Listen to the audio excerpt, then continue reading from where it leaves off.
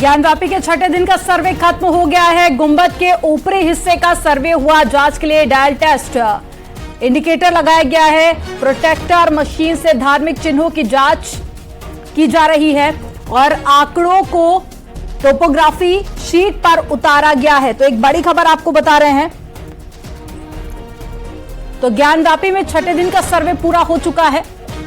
तो गुंबद के ऊपरी हिस्सों का भी सर्वे हुआ है। तस्वीरें आपको दिखा रहे हैं। देखिए किस कदर सर्वे टीम गुंबद के ऊपर पहुंची और साथ ही गुंबद का सर्वे भी किया जा रहा है।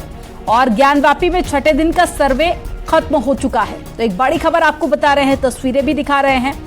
हालांकि रिपोर्ट आने के बाद ही स्पष्ट हो पाएगा कि आखिर क्या कुछ एएसआई की सर्वे में निकलकर सामने आता है। तो ये तस्वीरें आपको दिखा रहे हैं। पहली तस्वीर आप देखिए, जब गुंबद का सर्वे किया गया और गुंबद के ऊपरी हिस्से में सर्वे टीम पहुंची। और ज्यादा जानकारी के साथ में उपेंद्र हमारे साथ में लाइव जुड़ गए हैं। उपेंद्र का रुख कर लेते हैं।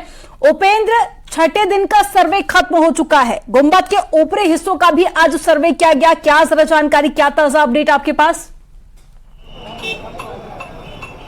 बिल्कुल, देखिए छठे दिन का सर्वे खत्म हो गया है और अब कल भी सर्वे जारी रहेगा। आज दो नई मशीनों का और कई नई तकनीक का इस्तेमाल किया गया सर्वे में, जिसमें डायल टेस्ट इंडिकेटर का इस्तेमाल किया गया, जिसके जरिए दीवार और गुंबद के बीच में समानता है या नहीं इसकी जांच की गई। यानी कि जो मंदिर पक्ष का दावा है कि यहाँ पर मंदिर था, उसको बाद में मस्जिद की शक्ल दे दी गई। तो क्या जो दीवार है और उसके ऊपर क्या गुम्बद अलग से रखे गए, जो कथित मस्जिद में जो गुम्बद आपको 3 दिखाई देते हैं, क्या वो अलग से रखे गए या वो दीवार नींव के साथ ही बने थे? तो तमाम सारी जांचें की गई, जिसके लिए डायल टेस्ट इंडिकेटर का भी इस्तेमाल किया गया। इसके अलावा और भी कई जांचें की गई। जो टोपोग्राफी जो भी जानकारी आई, जो भी जांच हुई, उसको टोपोग्राफी सीट पे उतारा गया। और उसके अलावा कुछ और भी नई मशीनों का इस्तेमाल किया गया। फिलहाल आप ये देखिए हलचल बढ़ गई है और जो सर्वे से जुड़ी हुई टीम है वो कुछ देर में बाहर निकलेगी। और जैसा कि मैं कह रहा था कि 2 मशीनों का, एक डायल टेस्ट इंडिकेटर का इस्तेमाल किया गया और दूसरी जो चर्चा थी कि combination set vernier bevel protractor machine के भी उपयोग की चर्चा थी। इस मशीन का उपयोग इसलिए होता है कि जिससे तीनों गुंबद के अंदर और दीवार के अंदर बनी कलाकृति, धार्मिक चिन्हों और बनावटों की जांच की जा सके।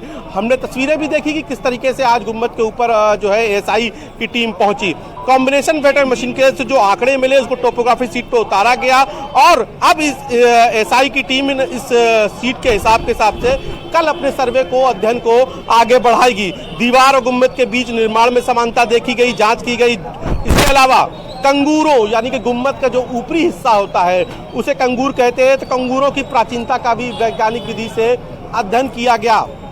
इसके अलावा जो मैंने जैसा कहा कि निर्माण की एकरूपता और सतह का मिलान किया गया।